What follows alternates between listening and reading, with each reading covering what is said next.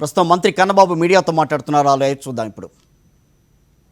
ఇప్పుడు ఫలితాలు వస్తున్న జిల్లా పరిషత్ మండల పరిషత్ ఎన్నికలు కానివ్వండి, వీటిని చూసినప్పుడు అదే ట్రెండ్ కొనసాగుతూ ఉంది. ఎక్కడ ఎలాంటి మార్పు లేదనే విషయం మనకు చాలా స్పష్టంగా అర్థమవుతుంది. ఏదైతే పంచాయతీ మున్సిపల్ ఎన్నికల్లో 80% ఫలితాలు వైఎస్ఆర్ పార్టీకి అనుకూలంగా వచ్చాయో, అదేవిధంగా ఇప్పుడు ఈ ఎన్నికల్లో 80%కి మించి వైఎస్ఆర్ పార్టీకి అనుకూలమైన ఫలితాలు వస్తూ ఉన్నాయని తెలియజేస్తూ ఉన్నా. చాలా సంతోషం. మేము ప్రభుత్వం తరపున, వైఎస్ఆర్ పార్టీ తరపున జగన్మోహన్ రెడ్డి గారిని మీరు మరింత నమ్మి ఇంకా మద్దతుగా నిలుస్తున్నందుకు ప్రజానీకానికి కృతజ్ఞతలు తెలియజేస్తున్నాం. ఒక నాయకుడి నిబద్ధతకి ఎంతకన్నా ఇంకేమి తార్కాణం ఉంటుందని ఈ సందర్భంగా నేను చెప్తున్నా. పాపం అచ్చెన్నాయుడు గారు ఆ రోజు ఏదైతే చెప్పారో అది ఈరోజు అక్షరాల నిజమైంది. ఏ ముహూర్తాన్ని ఆయన చెప్పాడో కానీ పార్టీ లేదు, బొక్క లేదని తెలుగుదేశం పార్టీ గురించి అది ఈరోజు అక్షర సత్యంగా మన కళ్ళ ముందు కనిపిస్తూ ఉంది. పాపం ఆ పార్టీ ఎలా తల్లకిందులైందో, ఎలా తల్లడిల్లుతోందో ఆ రోజు ఆయన మాటల్లోనే లోపాయికారిగా ఆయన మాట్లాడుకున్న మాటలు బయటకు వచ్చినప్పుడు మనకు అర్థమైంది. ఆ రోజు ఆయన ఏ ముహూర్తాన్ని అది మాట చెప్పాడో కానీ ఈరోజు ఫలితాలు చూశాక, ఈ 3 స్థానిక ఎన్నికల ఫలితాలు చూశాక ఎవరికైనా సరే అదే భావన కలిగే పరిస్థితి ఉందని చెప్పడంలో సందేహం లేదు. ఒక పార్టీ అధ్యక్షుడిగా ఉండి ఆ పార్టీ రోజు రోజుకి క్షీణిస్తూ ఉంటే ఆయన మనోభావాలు కార్యకర్తలతో ఆ రోజు పంచుకున్నప్పుడు తిరుపతి ఎన్నికల సందర్భంగా అనుకుంటా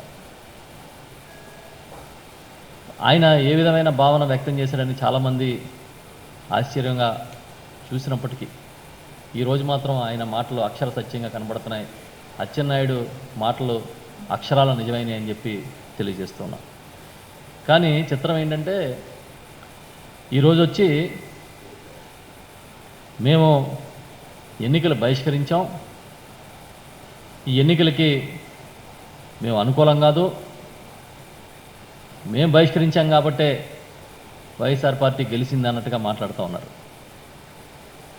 అంటే మీకంటూ ప్రచారం చేసుకునే సొంత సాధనాలు ఉన్నాయి కాబట్టి మీరు ఏం చెప్పినా చెల్లుబాటు అవుద్దనే ఒక గర్వం మీకు ఎప్పుడు ఉంటుంది. మీరు ఎన్నికలు బహిష్కరించినట్లు ఎట్లా అయిందని అడుగుతున్నాను నేను. మీరు ఆ రోజు ఎన్నికల్లో పాల్గొన్నారు, అన్ని స్థానిక ఎన్నికల్లో. పంచాయతీ ఎన్నికల్లో మీ మద్దతుదారులు లేరా? మున్సిపల్ ఎన్నికల్లో మీరు అభ్యర్థిని పెట్టలేదా? జిల్లా పరిషత్ మండల పరిషత్తులో మీరు అభ్యర్థిని పెట్టలేదా? బీఫారంలు ఇవ్వలేదా? బీఫారాలు ఇచ్చి ప్రచారం చేసి డబ్బులు ఖర్చు పెట్టి ఎన్నికల్లో తలపడిన మీకు ఈరోజు ఏ విధంగా మేము బహిష్కరించామని చెప్తారు? మాకు అర్థం కావట్లే. మేము లేవు కాబట్టి, మేము ఎన్నికల్ని వదిలేసాం కాబట్టి మీరు గెలిచారని మాట్లాడటం అని అంటే ఏదో ప్రజలు ఇప్పుడు అది నిజమని నమ్మాలని కోరిక మీకు. కానీ మీరు ఇచ్చిన బీఫారాలు, మీరు చేసిన ప్రచారాలు, మీరు చేసిన ఫిర్యాదులు, ఈ హంగామా ఎవడో మర్చిపోలే. పంచాయతీ ఎన్నికల్లో 80% పైగా అనుకూలమైన ఫలితాలు వైఎస్ఆర్ పార్టీకి వస్తే, మొన్న జరిగిన పంచాయతీ ఎన్నికల్లో దాదాపుగా 99% అనుకూల ఫలితాలు మున్సిపల్ ఎన్నికల్లో వైఎస్ఆర్ పార్టీకి వచ్చాయి. ఒక్క తాడిపత్రి మున్సిపాలిటీ తప్ప మిగతా అన్ని మున్సిపాలిటీలో కూడా వైఎస్ఆర్ పార్టీ విజయదుందుబి మోగించింది. 75 మున్సిపాలిటీల్లోనూ అలాగే 12 కార్పొరేషన్లను వైఎస్ఆర్ పార్టీ గెలుచుకున్నాం. 12కి 12 కార్పొరేషన్లు గెలుచుకున్నాం. 76కి 75 మున్సిపాలిటీలు, నగర పంచాయతీలు కలిసి గెలుచుకున్నాం. ఒకటి పోయింది, ఒకటి కూడా నేరలో పోయింది. అది కూడా గౌరవ ముఖ్యమంత్రి జగన్మోహన్ రెడ్డి గారు హుందాగా రాజకీయాలు చేయాలి, మీరు ఎక్కడ ఏ తప్పు చేయొద్దని స్థానిక నాయకులను ఆదేశించడం వల్ల మీకు వచ్చింది.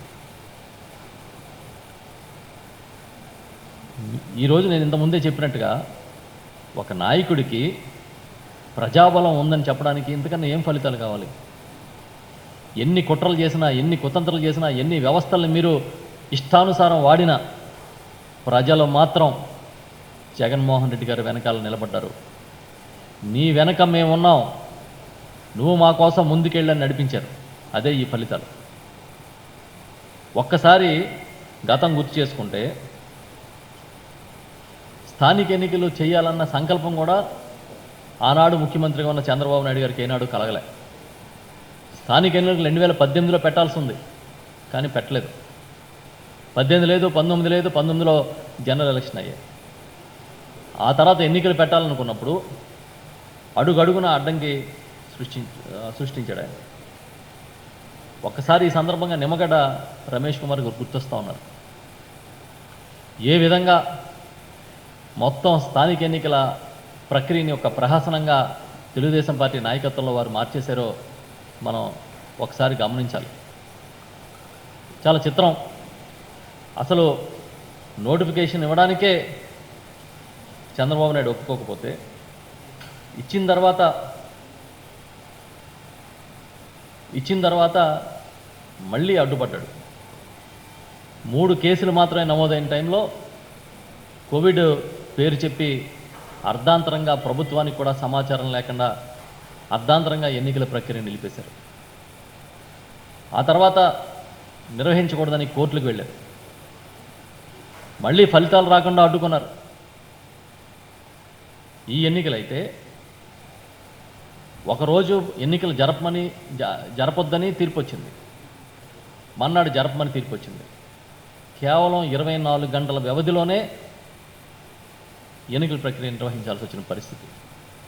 తీరా ప్రక్రియ జరిగిన తర్వాత ఫలితాలు మళ్ళీ ఆగిపోయాయి. అడుగడుగున అడ్డంకులు వచ్చిన ఎవరు ఎన్ని విధాల ఈ ప్రభుత్వానికి, గౌరవ ముఖ్యమంత్రి జగన్మోహన్ రెడ్డి గారి నాయకత్వానికి అడ్డు తగిలిన ప్రజలు మాత్రం మేమున్నాం, నువ్వు ముందుకెళ్ళని నడిపించబట్టే 2 ఏళ్ల కాలంలో ఇంత ప్రజామోదం, ఇంత ముందు కన్నా 2019లో ముఖ్యమంత్రిగా జగన్మోహన్ రెడ్డి గారు అధికారం సాధించిన నాటికన్నా ఎక్కువ మద్దతు ఇవాళ ప్రజాబలం ఆయనకు లభిస్తుందనే విషయాన్ని మీకు ఈ సందర్భంగా చెప్తూ ఉన్నారు. డెమోక్రసీ మీద, ప్రజాస్వామ్యం మీద ఏనాడు చంద్రబాబు నాయుడుకి విశ్వాసం లేదనడానికి ఈ స్థానిక ఎన్నికల ప్రక్రియలో ఆ పార్టీ వ్యవహరించిన తీరే నిదర్శనం. ఇప్పుడేదో ఆయన చెప్తా ఉన్నాడు, స్థానిక ఎన్నికల్లో ఈ అధికార పార్టీ ఏదో దౌర్జన్యాలు చేసేసినట్టుగా, దుర్మార్గాలు చేసేసినట్టుగా, ఏకపక్షంగా ఎన్నికలు నిర్వహించాలని ప్రయత్నం చేసినట్టుగా ఆయన ప్రచారం చేస్తూ ఉన్నాడు. ఒక్కసారి గతంలోకి వెళ్తే 2019లో ఆనాడు వాజ్పేయి గారి ప్రభ వల్ల కార్గిల్ వారు నేపథ్యంలో చంద్రబాబు నాయుడు గారు గెలిచిన తర్వాత 2001లో స్థానిక ఎన్నికలు జరిగాయి. ఉమ్మడి రాష్ట్రంగా ఉన్న స్థానిక ఎన్నికల్లో చంద్రబాబు నాయుడు గారు ముఖ్యమంత్రిగా అధికారంలో ఉండగా 23 జిల్లా పరిషత్తులకి 10 జిల్లా పరిషత్తులు ఆనాడు చంద్రబాబు నాయుడు గారు ఓడిపోయారు. మరి ఎవరు కుట్ర చేస్తే ఓడిపోయినట్టు ఆ రోజు? ప్రతిపక్షం కుట్ర చేసిందా మీ మీద? ఎందుకు ఓడిపోయారు? ఏది అధికారంలోకి వచ్చిన 2 ఏళ్ళ లోపు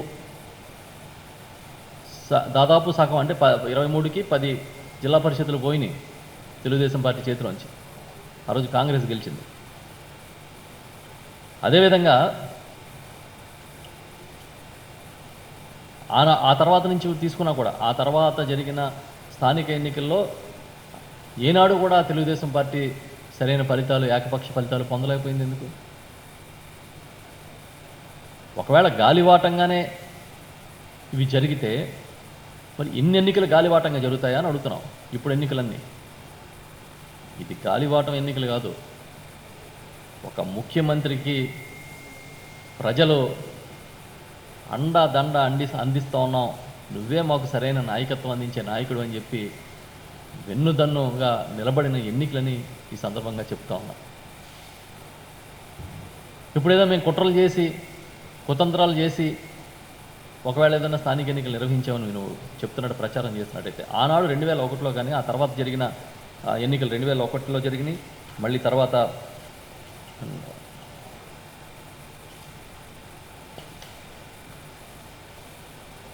2006లో జిల్లా పరిషత్తు మండల పరిషత్ ఎన్నికలు జరిగినాయి. ఆ జిల్లా పరిషత్తు మండల పరిషత్ ఎన్నికలు చూసుకుంటే ఉమ్మడి ఆంధ్రప్రదేశ్లో ఆనాడు కాంగ్రెస్కి 19 చోట్ల వస్తే టీడీపీకి 2, టీఆర్ఎస్కి 1 చోట వచ్చాయి జిల్లా పరిషత్తులు. కాంగ్రెస్ 620 మండలాల్లో జరిగితే తెలుగుదేశం 620 మండలాల్లో గెలిస్తే తెలుగుదేశం 355, టీఆర్ఎస్ 22, సిపిఐ 23, సిపిఎం 6 మండల పరిషత్తులు గెలుపొందాయి. ఎందుకు ఈ పాత డేటా అంతా మీకు చెప్తా ఉన్నామంటే, ఏ రోజు స్థానిక ఎన్నికల్లో ప్రజామోదాన్ని తెలుగుదేశం పార్టీ పొందిందేం లేదు. ఈరోజు ఏదో వాళ్ళు బాధపడిపోవడానికి మీద బహిష్కరించాం కాబట్టి, మేము వదిలేసాం కాబట్టి మీరు గెలిచారంటగా కొత్త రాగాన్ని మొదలుపెట్టారు. ఈ తెలుగుదేశం రాగాలు, ఆ కీర్తనలకి స్వరకర్తలు ఎవరో మాకు తెలుసు. ఇప్పటికైనా మీరు ఆత్మవిమర్శ చేసుకోవట్లేదు. ఎప్పటికైనా మీరు ఏంటి ఈ పరిస్థితి, ఎందుకు ఈ దుస్థితి అని ఆలోచించుకోవట్లే.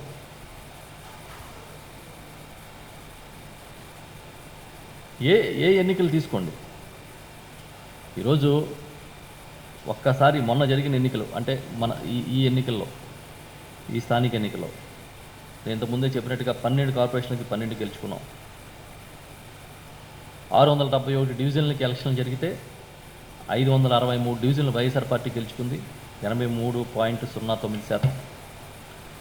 తెలుగుదేశం పార్టీ 78 గెలుచుకుంది, 11.62%. ఇతరులు 28 చోట్ల గెలిచారు, 4.17%. ఇది కాకుండా మున్సిపాలిటీలు తీసుకున్నప్పుడు 75 మున్సిపాలిటీలకి 74 అంటే 98.966% వైఎస్ఆర్ పార్టీ కైవసం చేసుకుంది. ఒక్కటి మాత్రం టీడీపీకి వచ్చింది. అదే వార్డులు చూస్తే 2123 వార్డుల్లో ఎన్నికలు జరిగితే 1754 చోట్ల 82.65%తో వైఎస్ఆర్ పార్టీ గెలుచుకుంది. 17 చోట్ల వైఎస్ఆర్ పార్టీ రెబల్ అభ్యర్థులు గెలిచారు, అది 0.8%. 270 వార్డులకి తెలుగుదేశం పార్టీ పరిమితమైంది, అది 12.72%. 8 వార్డుల్లో బీజేపీ గెలిచింది, అది 0.37%. 19 వార్డుల్లో జనసేన గెలిచింది, 0.89%. 39 చోట్ల ఇండిపెండెంట్లు గెలిచారు, అది 1.83%. 15 చోట్ల ఇతరులు కొంతమంది గెలిచారు, అది 0.70%. ఇవన్నీ ఎందుకు చెప్తా ఉన్నామంటే, ఇది ముఖ్యమంత్రి గారికి మరొకసారి స్థానిక ఎన్నికల ద్వారా అంతకుముందు కన్నా గట్టి మద్దతు ప్రజల నుంచి లభించిందని. దీనికి చాలా కారణాలు ఉన్నాయి. మొట్టమొదటిసారిగా ఈ రాష్ట్రంలో సామాజిక న్యాయానికి నిజమైన అర్థం చెప్పిన ముఖ్యమంత్రి గౌరవ జగన్మోహన్ రెడ్డి గారు. మాటల్లో కాదు, చేతల్లో. చెప్పాడంటే చేస్తాడంతే అనేది, చెప్పిన దానికన్నా ఎక్కువ చేస్తాడనేది ఇవాళ ముఖ్యమంత్రి గారికి ఉన్న బ్రాండింగ్. బీసీలకి చట్ట ప్రకారం 30 ఇవ్వాల్సి వస్తే మున్సిపల్ చైర్మన్లలో 30 ఇవ్వాల్సి వస్తే బీసీలకి 53 ఇచ్చారు. అంటే 60.91% పోస్టులు బీసీలకి మైనార్టీలకి వైఎస్ఆర్ పార్టీ కేటాయించింది. మొత్తం బీసీ ఎస్సీ ఎస్టీ మైనార్టీలకి చట్ట ప్రకారం ఇవ్వాల్సిన 45 అయితే 68 చైర్మన్ పోస్టులు ఇచ్చారు. బీసీ ఎస్సీ ఎస్టీ మైనార్టీలకి 78.16% మున్సిపల్ చైర్మన్ పోస్టులు ఇచ్చిన ఘనత కూడా వైఎస్ఆర్ పార్టీదే. మహిళలకి చట్ట ప్రకారం 42 పోస్టులు ఇవ్వాల్సి ఉంటే 53 పోస్టులు ఇచ్చారు మహిళలకి. 53 ఇవ్వాల్సిన దానికన్నా అదనంగా. ఇది సామాజిక న్యాయానికి నిలువుటద్దం కాదా అని నేను అడుగుతున్నా. చెప్పిన మాటలకి కట్టుబడి చెప్పిన దానికన్నా ఎక్కువ చేసే దమ్మున్న నాయకుడు ఈ రాష్ట్రంలో పరిపాలిస్తున్న దానికి ఇది తార్కాణం కదా అని అడుగుతున్నా. మీరు పంచాయతీలు తీసుకోండి. ఎన్నికలు జరిగిన పంచాయతీలు 13,081. వైఎస్ఆర్ పార్టీ మద్దతుదారులు గెలిచినవి 10,536, అంటే 80.51%. టీడీపీ మద్దతుదారులు 2,100 పంచాయతీల్లో 16.06% మంది గెలిచారు. ఇతరులు 445 మంది గెలిచారు. ఎందుకు మరి మీరు బహిష్కరిస్తే మరి మీ మద్దతుదారులు ఎలా గెలిచారు? మీ మద్దతుదారులను మేమే చెప్తున్నాం కదా. ఓటమికి కారణాలు వెతుక్కోండి, కొత్త భాష్యాలు చెప్పొద్దు. మీరేదో భయపడి పారిపోయి దాన్ని ఏదో ఇక్కడ ప్రజాస్వామ్యం నాశనం అయిపోతుంది కాబట్టి మేమేదో ఎన్నికలు బహిష్కరించామన్నట్టుగా కొత్త రాగాలు అందుకోవద్దని చెప్పి గౌరవ తెలుగుదేశం పార్టీ పెద్దలకు అందరికీ ఈ సందర్భంగా చెప్తూ ఉన్నా. ఇంతకుముందు నేను చెప్పినట్టుగా అచ్చెన్నాయుడు గారు పాపం ఏ ముహూర్తాన్ని చెప్పాడో కానీ అది అక్షరాల నిజమైంది, పార్టీ లేదు బొక్క లేదన్నది. అది మేమన్నమాట ఏం కాదు. కాబట్టి మేమేం చెప్తా ఉన్నామంటే పూర్తి ప్రజామోదంతో ఆనాటి కన్నా ముఖ్యమంత్రిగా గెలిచిన నాటి కన్నా ఇంకా మెరుగైన పరిపాలన, ప్రజలు ఆశించిన దానికన్నా మెరుగైన పరిపాలన చేస్తున్నందుకు జగన్మోహన్ రెడ్డి గారికి మరింత బలమైన మద్దతు ప్రజల నుంచి వస్తుందనేది నిర్వివాదాంశం.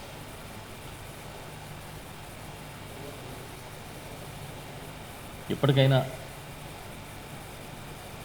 ఆ వేదనలు రోదనలు కట్టిపెట్టి వైఎస్ఆర్ పార్టీకి ప్రజా మద్దతు ఏ విధంగా ఉందనేది అర్థం చేసుకుని ఒక నిర్మాణాత్మకమైన ప్రతిపక్ష పాత్రను పోషించడానికి తెలుగుదేశం పార్టీ కానీ చంద్రబాబు నాయుడు కానీ ప్రయత్నిస్తే మంచిది. మీరు అత్యధికంగా ప్రేమిస్తున్న అమరావతి ప్రాంతంలోనే, మీరు రాజధాని అని చెప్పిన ప్రాంతంలోనే పంచాయతీలు పోగొట్టుకున్నారు, స్థానిక ఎన్నికలు ఓడిపోయారు. ఈ విధంగా చూసుకుంటే ఎక్కడ రాష్ట్రంలో ఇదిగో ఈ ప్రాంతంలో మాకు సంపూర్ణమైన మద్దతు లభించింది, ఈ మండలంలో మాకు గట్టి పట్టు ఉంది, ఈ జిల్లాలో మేము అసలు తిరుగులేని ఆధిపత్యంలో ఉన్నామని చెప్పిన పరిస్థితి లేదు కదా. ఎందుకంటే రాష్ట్ర వ్యాప్తంగా ఇచ్చాపురం నుంచి ఇడుపులపాయి దాకా ఒకే రకమైన తీర్పు ఇవాళ గౌరవ ముఖ్యమంత్రి జగన్మోహన్ రెడ్డి గారికి దక్కుతుంది. ఒకే రకమైన ప్రజామోదం, ఒకే రకమైన ప్రజాబలం ముఖ్యమంత్రి గారికి దక్కుతుందనే విషయాన్ని ఈ సందర్భంగా నేను తెలియజేస్తూ ఉన్నాను. 80% మించి పంచాయతీలు గెలుచుకున్నట్టుగానే 99% మించి మున్సిపాలిటీలు గెలుచుకున్నట్టుగా సాయంత్రానికి పూర్తి ఫలితాలు వస్తే వాటికన్నా ధీటుగా అత్యధికంగా ఎంపీటీసీలు జడ్పీటీసీలు గెలుచుకుంటాం. 13కి 13 జిల్లా పరిషత్తులు వైఎస్ఆర్ పార్టీ గెలుచుకుని విజయకేతనం ఎగరవేయబోతుందనేది ఈ సందర్భంగా తెలియజేస్తూ కష్టపడి పనిచేసిన కార్యకర్తలు కానీ నాయకులకు కానీ అదేవిధంగా ఇంత ప్రజామోదాన్ని ప్రజాబలాన్ని మేము ఉన్నామనే నమ్మకాన్ని ధైర్యాన్ని గౌరవ ముఖ్యమంత్రి జగన్మోహన్ రెడ్డి గారికి మరోసారి కల్పించి మరోసారి ఈ పార్టీని బలోపేతం చేయడానికి ముందుకెళ్తున్న మీకు ప్రజలకు అందరికీ శిరస్సు వంచి నమస్కరిస్తున్నాను.